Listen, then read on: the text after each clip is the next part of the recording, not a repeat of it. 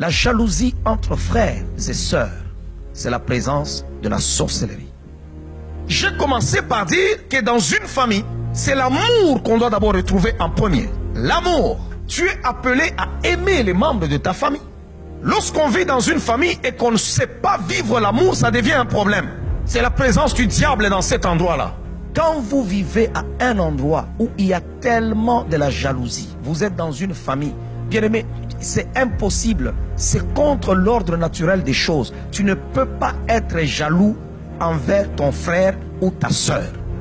Lorsque vous êtes né dans une même famille, vous avez votre père ou votre mère, vous avez grandi dans une même famille, dans une même maison.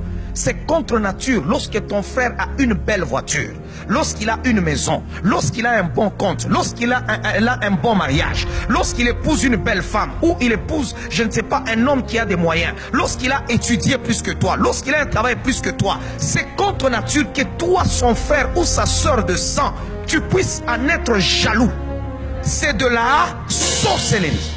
Là où vous êtes en train de me suivre, si vous êtes jeune, vous pouvez être dans une même famille, vous trouvez que non, vous êtes enfant, chaque personne aura sa destinée. Nous ne sommes pas supposés vivre la même chose parce que nous sommes nés dans une même famille.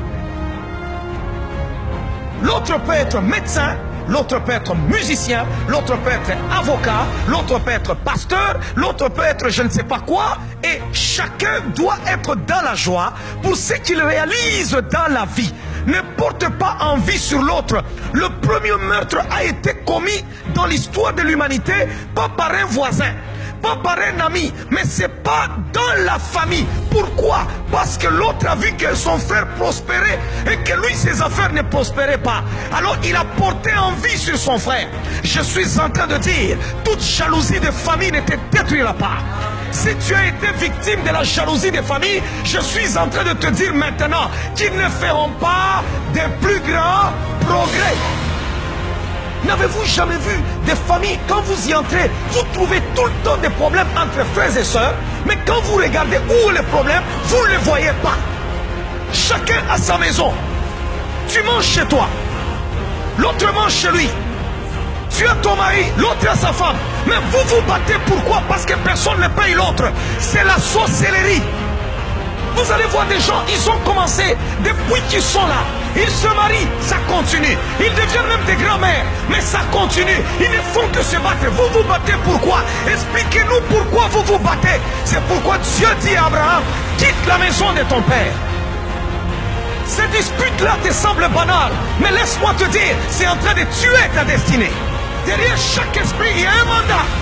Ne soyez jamais de ceux-là qui disent non, non, bon, arrête seulement, c'est ton frère, c'est ta soeur. Non, il y a des actions, il y a des actes que nous ne pouvons pas tolérer chez des gens qui sont supposés être les gens qui doivent nous aimer. On peut te tuer par un étranger, on peut te tuer par je ne sais pas quelqu'un que tu as croisé, mais ta soeur, ton frère n'est pas supposé te tuer. C'est contre nature. Il est supposé te protéger parce que dans la famille on se protège, dans la famille on ne se livre pas, dans la famille on ne se détruit pas, dans la famille on ne s'ensorcelle pas, dans la famille on ne se tue pas. Ne fais pas semblant sur l'histoire de ta famille. Pendant que je suis en train de parler, regarde ta famille. Et tu vas découvrir des choses ce soir. Alléluia.